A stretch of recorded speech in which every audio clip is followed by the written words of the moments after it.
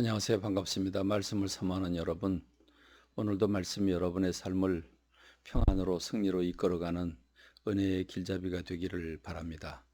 오늘은 주말이죠. 성경 말씀을 좀 천천히 읽고 묵상하면서 마음의 여유를 가지시기를 바랍니다. 오늘은 열왕기상 12장부터 16장에 이르는 말씀입니다. 어제는 2장만 읽게 했는데 오늘은 왜 5장씩이나 읽나?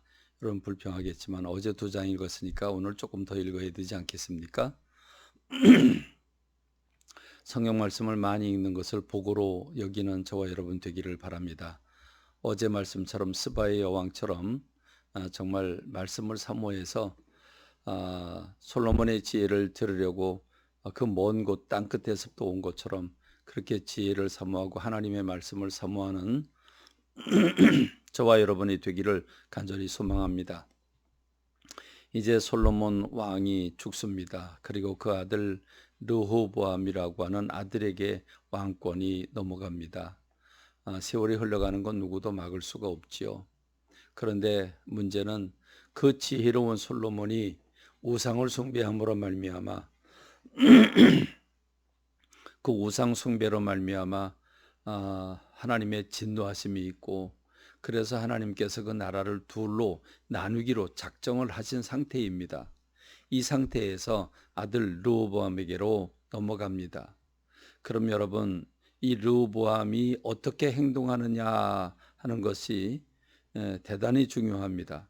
하나님은 하나님의 섭리와 경륜, 다시 말하면 하나님의 일하시는 방법은 인간이 어떤 생각을 가지고 있든지 관계없이 하나님의 방법대로만, 하나님이 강제화하시는가, 인간의 자유의지와 관계없이 하나님은 하나님의 일만 하시는가? 아닙니다. 하나님은 인간의 자유의지를 그걸 꺾지 않으십니다. 인간의 자유의지를 존중하십니다. 그리고 그것과 별개로 하나님의 일을 하십니다.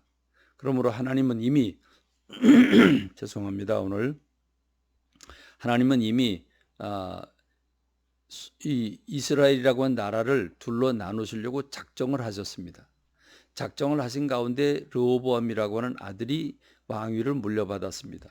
그럼 여러분, 하나님의 마음을 알고 하나님과 가깝게 사는 사람이라면 르호보암이 어떻게 행동했어야 할까요?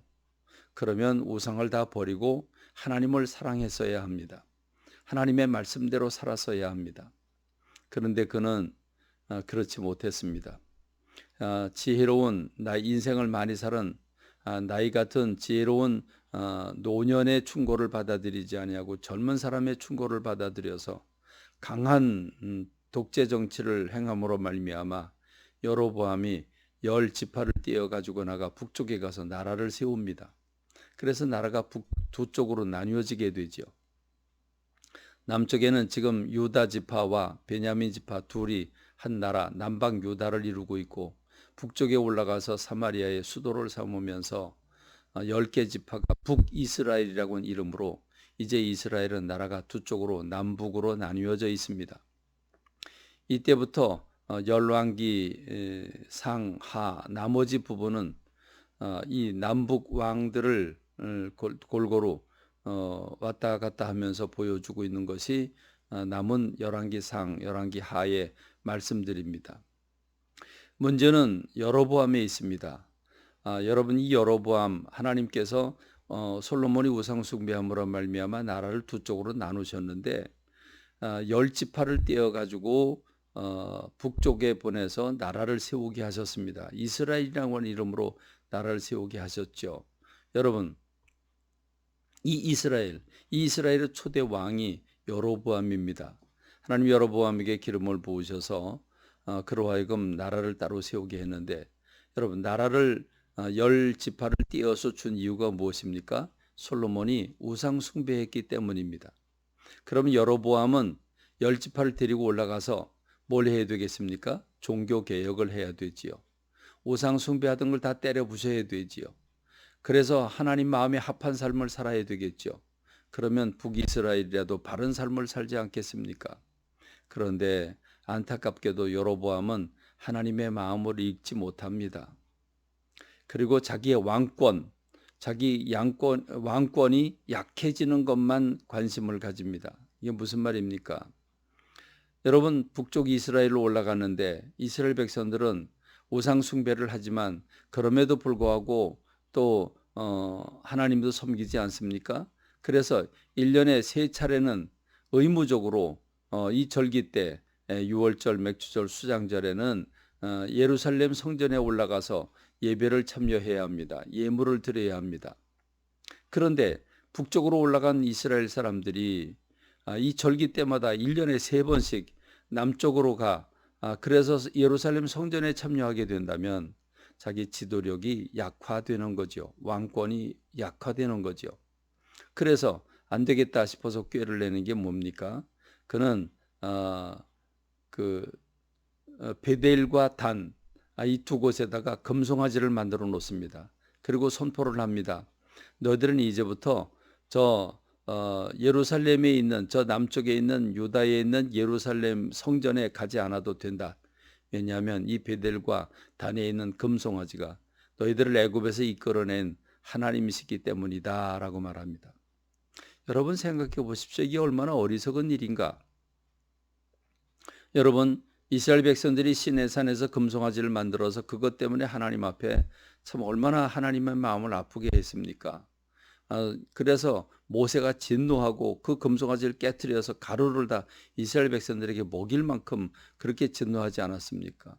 그런데 베델과 단에다가 금송아지를 만들어 놓고 이것이 바로 하나님이다라고 얘기를 하니, 그리고 제사장은 레위 사람이 아니라 일반 백성을 레위 제사장으로 세우고 절기도 자기 마음대로 8월 15일을 절기를 정해가지고 그때 다 모이도록 했습니다.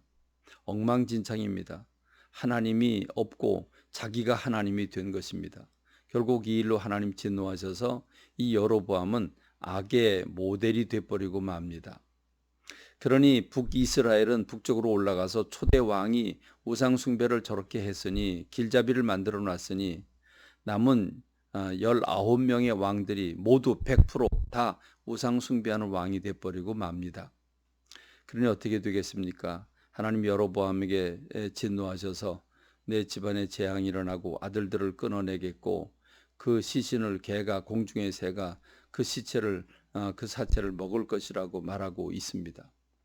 여러분 이렇게 해서 남북 유다의 왕들이 하나님을 아프게 하는 일들을 만나게 되고 이제부터는 남북의 왕들을 남쪽의 왕 보여주다가 북쪽의 왕 보여주고 이렇게 이스라엘의 왕들과 유다의 왕들을 보여주게 될 텐데 가슴 아픈 일이 계속될 겁니다. 여러분 정말 우리가 이 역사서를 보면서 하나님의 마음을 알고 하나님께 바로 돌아서서 주님을 섬기는 저와 여러분 되기를 간절히 소망합니다. 말씀을 맺겠습니다. 감사합니다.